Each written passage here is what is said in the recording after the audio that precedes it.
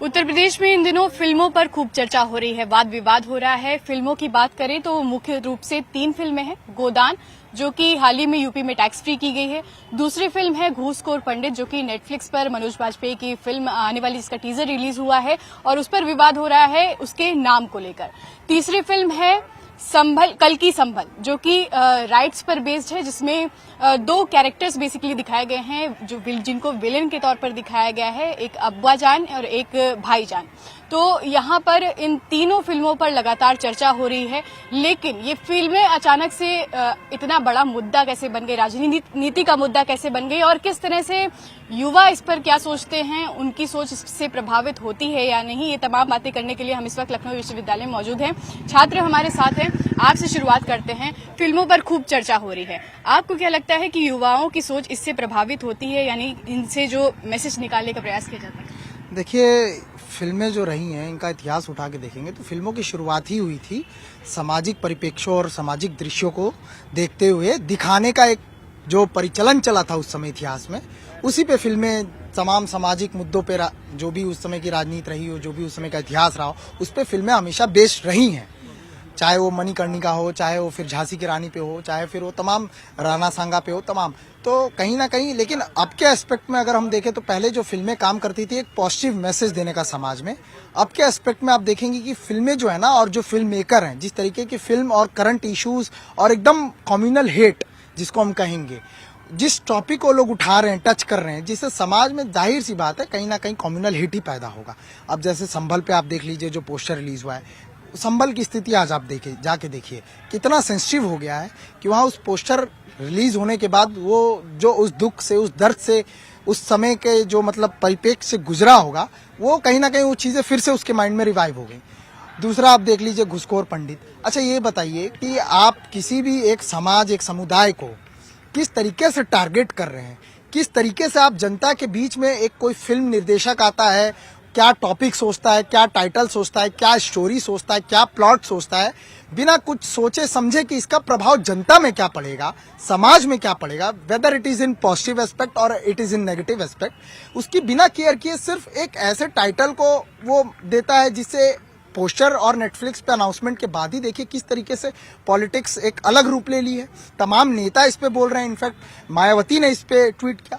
देखिए, कहीं ना कहीं फिल्म मेकर्स को भी ना आजकल पॉलिटिक्स का चस्का लग गया है। जिस तरीके की वो टॉपिक्स और जिस तरीके के, चाहे विवेक अग्निहोत्री जैसे लोग रहे हों, तमाम ये ऐसे टॉपिक ही उठाएंगे जिससे कम्युनल हेट पैदा होगा। समाज में कोई भी पॉजिटिव मुद्दों पे इनको जो है फिल्म नहीं बनाना है। बहुत सी फिल्म होती है, दंगल जैसी फिल्म रही, तमाम, उसके बाद पैडमैन जैसी फिल्म रही, जो एक सामाजिक चेतना जगाने का काम करती है। वहीं इनकी फिल्में देखिए कितनी वाहियात, सामाजिक चेतना तो दूर की बात है, कम्युनल हेट पैदा करके रायट पैदा करने का काम करेंगी। तो बहुत दुर्भाग्यपूर्ण है कि हमारे अब के फिल्म मेकर ना ज्यादा पढ़े लिखे हैं, ना ज्यादा वैचारिक है, और इनको नेता बनने का एक शौक चढ़ा है कि तुरंत ऐसी स्पार्क वाली फिल्म लाते हैं जिसे तुरंत स्ट्राइक एकदम ही पकड़ लेते हैं एक ही बार में।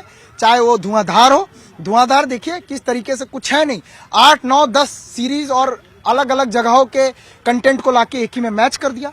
कितना दुर्भाग्यपूर्ण है कि हमारी जो फिल्म कभी इतिहास में दिखाई जाती थी, उससे आदमी सीखता था, समझता था। फिल्म की स्क्रीनिंग होती थी ऐसी यूनिवर्सिटीज में बड़े बड़े। आज दुर्भाग्य कि हम लोग स्क्रीनिंग भी नहीं करा सकते हैं, क्योंकि ये कंटेंटलेस मूवीज जो आज आ रही हैं, बहुत दुर्भाग्यपूर्ण है, ये होना नहीं चाहिए। ठीक है। जो डायरेक्टर्स हैं वो इनका कहना है कि राजनीति में घुसने का प्रयास करें। आपको क्या लगता है, युवाओं की राजनीतिक और सामाजिक राय से प्रभावित होती है? जी बिल्कुल।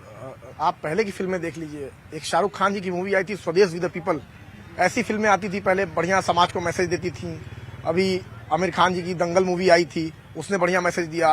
काई पोचे जैसी मूवियां हैं, पिंक जैसी मूवियां हैं, आर्टिकल 15 जैसी मूवियां हैं। ये तो समाज में जो चीजें गलत हो रही हैं, असल में उन मुद्दों को लेके सामने रखी जाती हैं कि आगे से चीजें मतलब लोग ऐसा करें।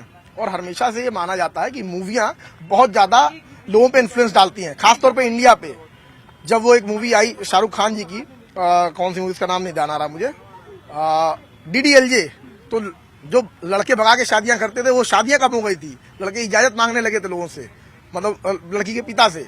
तो मूवियों ने हमेशा प्रभाव डाला है। लेकिन अभी जो मौजूदा राजनीति चल रही है, फिल्म डायरेक्टर्स और प्रोड्यूसर्स, मुझे लगता है कहीं ना कहीं पॉलिटिकल पार्टियां खुद ऐसी फिल्मों को प्रमोट कर रही हैं। आप देखिए, जितनी भी हेट जैसी फिल्में होती हैं, उनको सीधे सीधे कश्मीर कश्मीर फाइल्स देखिए किस प्रकार से टैक्स फ्री कर दिया गया था उत्तर प्रदेश में और कई राज्यों में।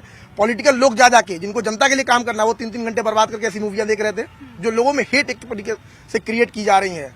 तो इसीलिए ये जो फिल्म आई है गोदान, ये जो कहा जा रहा है घूसखोर पंडित, तो ये पूरी तरीके से यही है कि एक कम्युनिटी को टारगेट करके, एक कास्ट को टारगेट करके, एक पूरी तरीके से उसके खिलाफ चीजों को करने का प्रयास किया जा रहा है। और समाज में जो अभी करंट मौजूदा राजनीति चल रही है, बांटने की राजनीति, उस बांटने की राजनीति को ये फिल्में और प्रभावित करना चाहती हैं। लोगों के मन में, वो जहन में वो डालने चाह रही हैं। जो सेकुलरिज्म की एक बात हुआ करती थी इंडिया में, वो कहीं ना कहीं गायब है। जो डेवलपमेंट की बात हुआ करती थी, और मैं जो मतलब आपके टॉपिक से इधर मैं जो देख पा रहा हूँ, ये स्टेट का फेल्योर है। जब स्टेट का फेल्योर होता है तब ऐसी चीजें समाज में जगह बनाती हैं। जब स्टेट किसी चीज में पास होता है, रोजगार देने में, समस्याओं को हल करने में, तो लोगों के पास समृद्धि रहती है। और जब समृद्धि रहती है तो आदमी आलतू फालतू चीजों पर ध्यान नहीं देता है, तब वो हमेशा प्रोग्रेसिव थिंकिंग की ओर बढ़ता है। लेकिन आज के दौर में क्या है, युवा फिल्मों से प्रभावित हो जा रहे हैं, रील से प्रभावित हो जा रहे हैं, 24 घंटे रील स्वाइप कर रहे हैं, कचरा भर रहे हैं, किताबों से दूर दूर तक नाता नहीं है। और ये प्रोड्यूसर जो बिना पढ़े लिखे ये सब भी आके आजकल फिल्में बनाने लगे हैं, इनको बस एक मसाला चाहिए कि क्या हिट जाएगा। आप फिल्मों में देखिए गाली गलौज कितना बढ़ गया है, गाली गलौज, हिंसा, मार, पूरी तरीके से समाज पे फिल्मों का तो बहुत बड़ा गहरा असर है। उसका गहरा असर फिर पड़ रहा है लोगों पे, खासतौर पे युवाओं को। युवा बर्बाद हुए जा रहे हैं। तो ये पूरी सारी चीजें हैं। ठीक है, क्या लगता है कि धर्म और वर्ग का ध्यान रखना चाहिए फिल्में रिलीज करते समय? देखिए, फिल्मों में धर्म और वर्ग ना तो किसी को टारगेट न करना चाहिए, ना तो फिल्मों का मकसद ये उद्देश्य होना चाहिए। जैसे पहले की जो फिल्में आती थी उनमें किसी, जैसे अब्दुल कलाम जी के ऑटोबायोग्राफी दिखाई जाती थी, और अगर उसमें दिखाया जाता, और अदर फिल्मों को देख लिया जाए ऑटोबायोग्राफी के अलावा, तो उसमें देखा जाता था कि जो है कि अगर कोई व्यक्ति उसमें दिखाया जाता, कोई व्यक्ति अगर गलत कर रहा है तो एट द एंड उसका कंक्लूजन क्या होगा, वो लोगों पे ज्यादा प्रभाव डालता था। इस फिल्मों को देख करके पहले लोगों में सुधार आता था कि अगर हम ये करेंगे एट द एंड पुलिस हमें लास्ट में क्राइम करेंगे, पुलिस पकड़ लेगी, या फिर हमारा एंडिंग क्या होगा। तो लोगों में सुधार आता था, क्राइम करने से लोग डरते थे। लेकिन आज एक व्यक्तिगत राजनीति को साधने के लिए आज जितनी भी फिल्में बन रही हैं, सब राजनीति से प्रेरित होकर के बन रही हैं। आज जो है कश्मीर फाइल्स देखिए, वहां पे नरेंद्र मोदी जी पूरे वहां उनकी कैबिनेट जाकर के पूरे बैठ करके देखती है, सदन का कीमती समय छोड़कर फिल्में देखती है, प्रमोट करती है। तो जो ऐसे जो एक समाज को, एक मुस्लिम कम्युनिटी को और अदर जो ओबीसी कम्युनिटी को और अदर कम्युनिटीज को, एससी कम्युनिटी को बेसिकली करके जो बांटने की जो फिल्में आती हैं, उनको ये राजनीति से प्रेरित फिल्में होती हैं, उनको प्रमोट किया जाता है। क्यों? क्योंकि ये जो आप